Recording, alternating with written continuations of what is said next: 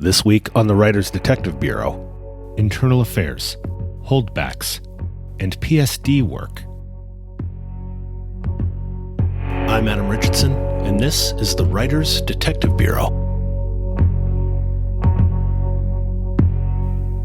Welcome to episode 102 of the Writers Detective Bureau, the podcast dedicated to helping authors and screenwriters write professional quality, crime-related fiction. And this week, I'm answering your questions about what cops think about internal affairs, what you hold back from telling the mayor in a serial killer investigation, and protection detail work.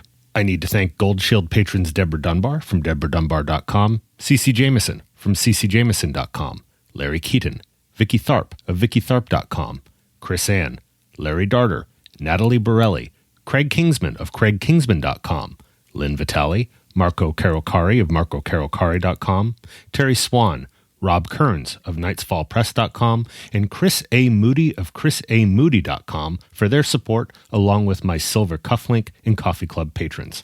You can find links to all of the patrons supporting this episode in the show notes at writersdetective.com/102. To learn more about using Patreon to grow your author business or to support this podcast, check out writersdetective.com/Patreon. Patreon.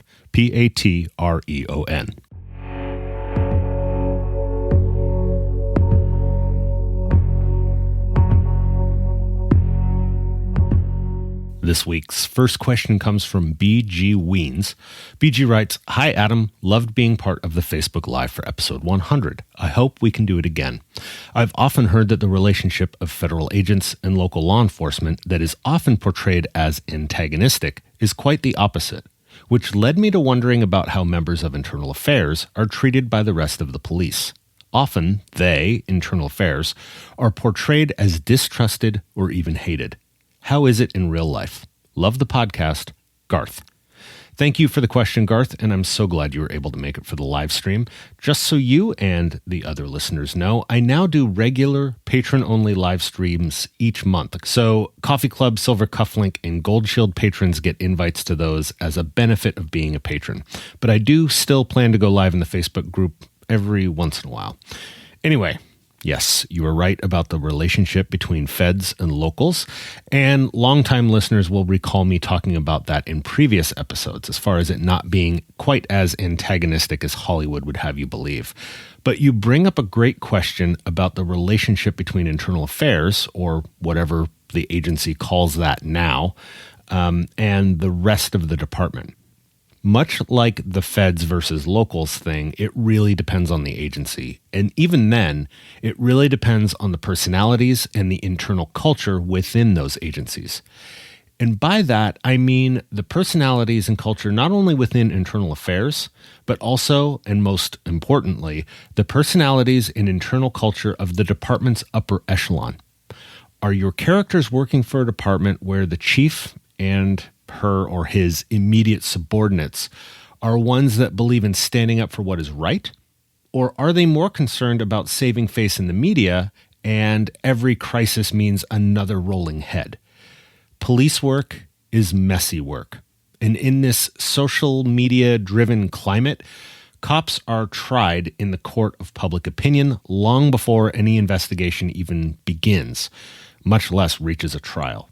So if the directive to IA from above is to bring forth heads-on platters, then you can absolutely bet there's animosity between the cops and infernal repairs.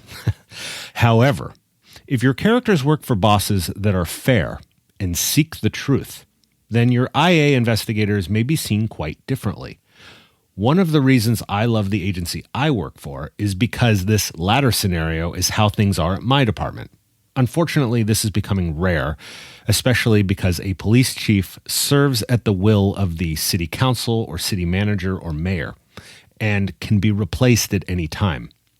In fact, the county supervisors in the county of Los Angeles are currently working to get that same kind of control, that is, the ability to fire the sheriff of Los Angeles, who, I should clarify, is an elected official. So if the top dog in the department is more concerned about losing his or her job than doing what's right, you're far more likely to see internal witch hunts. But anyway, getting back to the more positive views of internal affairs. At agencies like mine, where doing the right thing rather than the popular thing is still part of the culture, your internal affairs investigators are more often seen as the first line of defense against, pardon my French, bullshit complaints. And complaints from the public are the most common start to internal affairs investigations. And I'm not saying that these agencies will sweep things under the rug or try to cover up anything. What I'm saying is that when a complaint is filed, IA will do a little digging into whether the allegations have any merit before spooling up the big investigative machine. Hi, this is Detective Richardson from the Police Department's Internal Affairs Unit. I received your written complaint about your contact with Officer Smith. I just wanted to reach out to you to let you know that I reviewed the body-worn camera footage of your contact with Officer Smith, as well as the in-car camera footage. And the version of events you described in your complaint seems quite different from those video and audio recordings. And I wanted to ask you a few questions about the discrepancies. Oh, you didn't know that was all recorded? And you're aware of the legal ramifications of filing a false police report. Oh, I see. Oh, you sure you don't want to pursue this any further? You're positive. Okay, then I'll close this out at your request. Have a great day. Acting as a filter between the bullshit and the righteous complaints will garner a much more positive view of IA within the department. Knowing that IA is only going after the cops who really did something wrong means they aren't simply trying to string up any cop that gets a complaint. And more importantly, they really are working to make the department better by going after the cops that have no business being in the business. The bottom line for you as a storyteller, Garth, is understanding where the motivation comes from, regardless of which kind of IA unit you want to write about. And that motivation and culture usually starts at the top. It's worth noting that internal affairs is usually a position that cops take to help round out their resumes for promotion purposes, and they will eventually be back working the streets, or cubicles, with their fellow officers. You don't want to go back to the street and be seen as a backstabber, lackey, or yes man to bosses that are more concerned about how they're viewed in the news than doing what is right. Thanks for the question.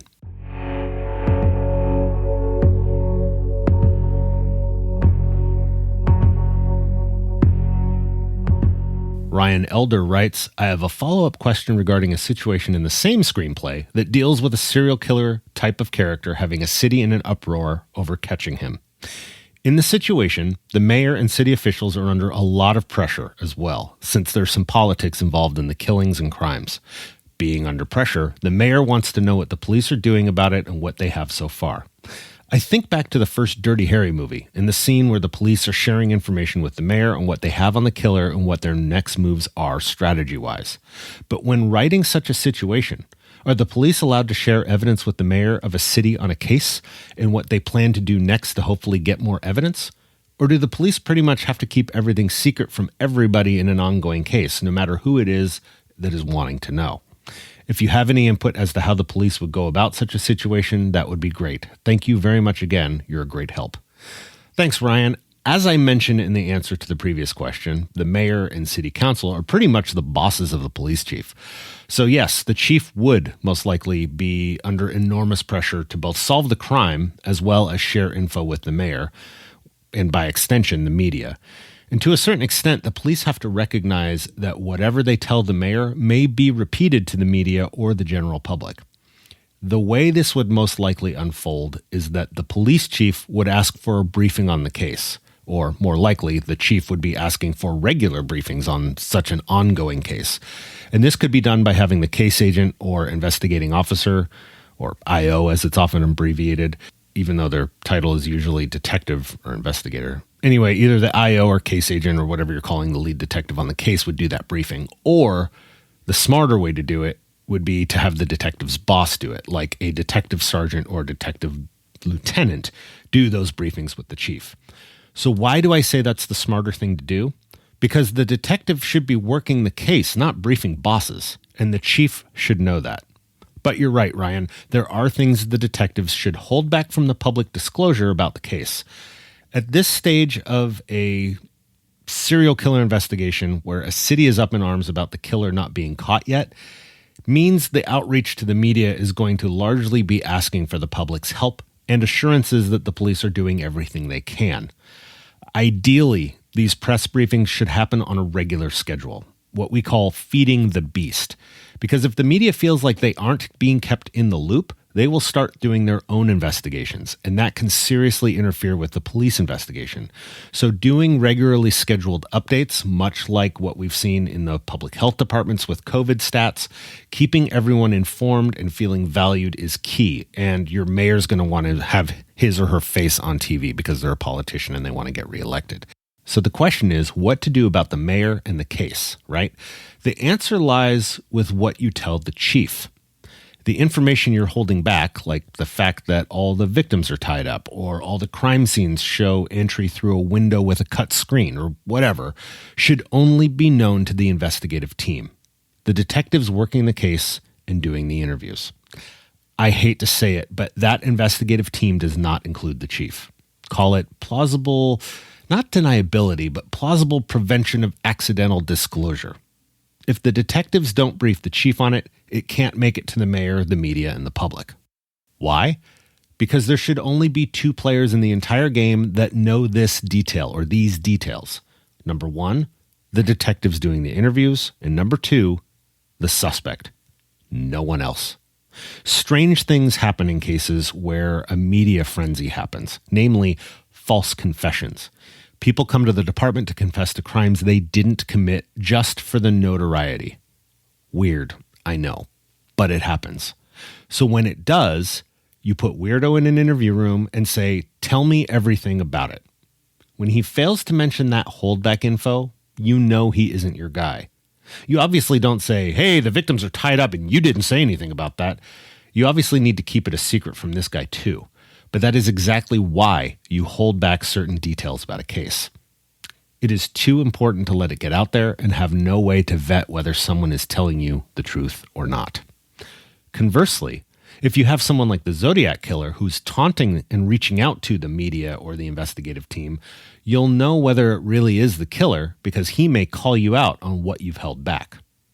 The bottom line is catching the killer is the most important duty you have, more so than telling every single detail to your chief or mayor. Now, to be clear, I'm not saying everything is a secret. You can give them a full rundown of the case, what you've done so far, what you're working on, what you're hoping to get from them, meaning the chief and mayor, by going to the media and the public. But there's no reason they need to know the one thing that can make or break a confession or confirm a suspect's identity. This is all about strategy. The best thing you can do is solve the case by catching the actual suspect, and this is a key part of that strategy. If the detectives are smart, they should be treating the chief and the mayor as another tool at their disposal for solving the case, not the other way around.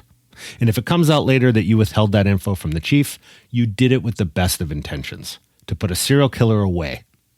Besides, by the time the chief learns what happened, it's probably going to be because the killer is already in custody. And on a side note, I still cringe when I hear true crime rundowns of real open, unsolved cases like the cold cases, where it's clear that the holdbacks from that original case were divulged as part of this renewed true crime interest in the case. It's just my opinion, but those things should only come to light once the killer has been caught and is facing prosecution. Call me old school, but I am perfectly at ease with feigning ignorance to someone who does not have a need to know. They should probably have known better than to ask me anyway.